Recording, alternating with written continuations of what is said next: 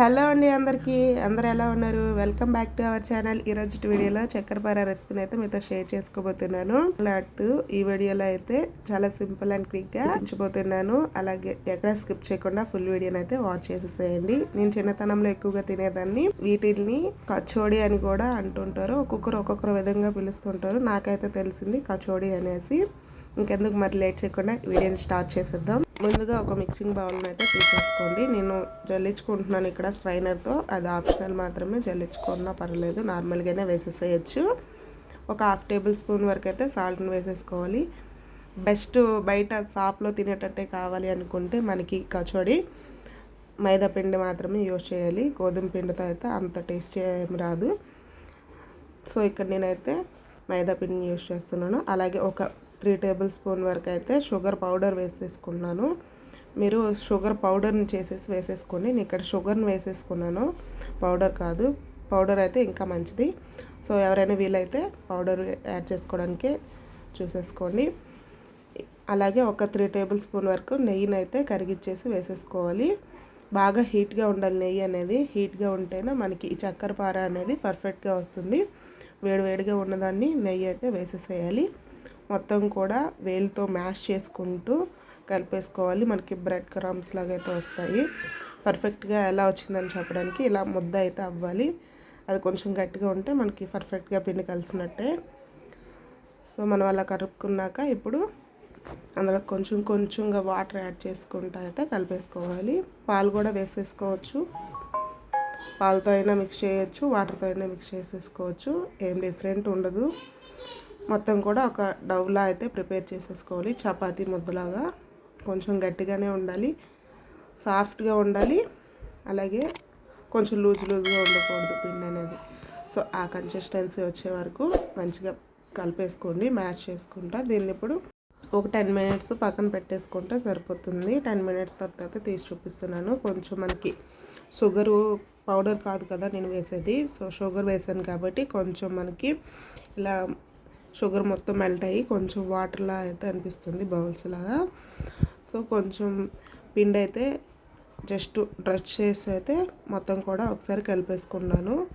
ఇలా అయితే ప్రిపేర్ అయింది. అందుకే షుగర్ పౌడర్ అయితే వేసేసుకోండి.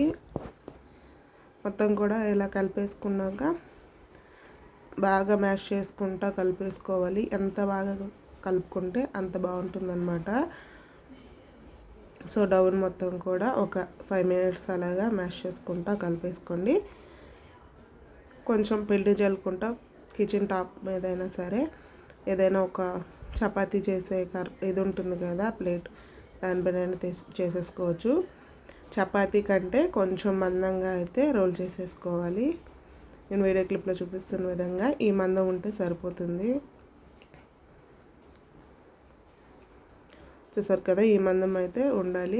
మరీ పలుచగా ఉండకూడదు, అలానే మరీ లావుగా ఉండకూడదు. మనం ఆయిల్లో డిప్ చేసేటప్పుడు ఇది కాస్త డబల్ క్వాంటిటీలో అవుతుంది. సో వీటిని స్క్వేర్ టైప్లో అయితే నేను కట్ చేసేసుకుంటున్నాను. మీరు డైమండ్ షేప్లో అయినా రౌండ్ సర్కిల్లో అయినా చేసేసుకోవచ్చు. నేను ఇక్కడ స్క్వేర్లో చేసి మొత్తం కూడా తీసేసుకుంటున్నాను. చుట్టూ ఎడ్జెస్ట్లు అలా ఉండకూడదు అనుకుంటే అవి తీసేసి స్క్వేర్ టైప్ చేసుకొని మనం బాక్సుల్లో అయితే కట్ చేసేసుకోవడమే. వీటిని మొత్తాన్ని ఒక ప్లేట్లోకి తీసేసుకోండి.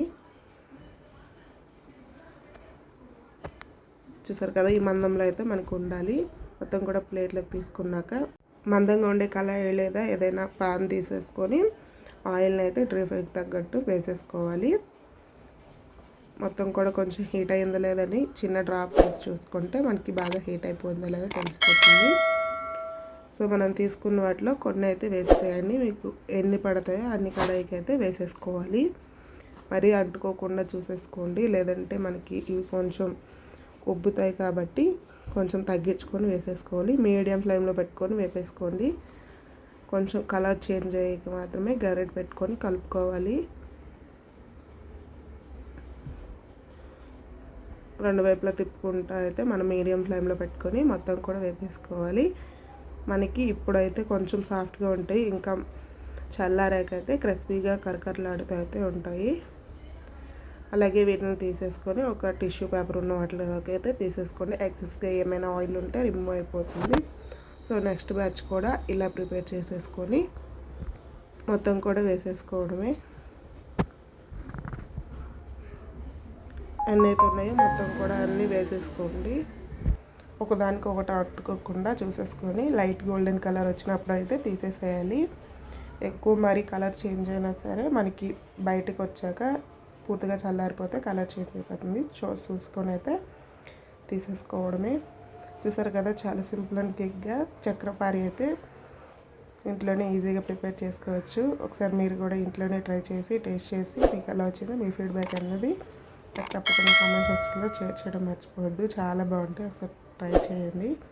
వీడియో నచ్చినట్లయితే లైక్ చేసి సబ్స్క్రైబ్ చేసి మన ఛానల్ అయితే ఫాలో చేయండి. ఇలాంటి మరెన్నో సింపుల్ అండ్ క్విక్ రెసిపీస్ కోసం బానిస్ వాళ్ళ ఛానల్ అయితే ఫాలో చేయండి. Thanks for watching.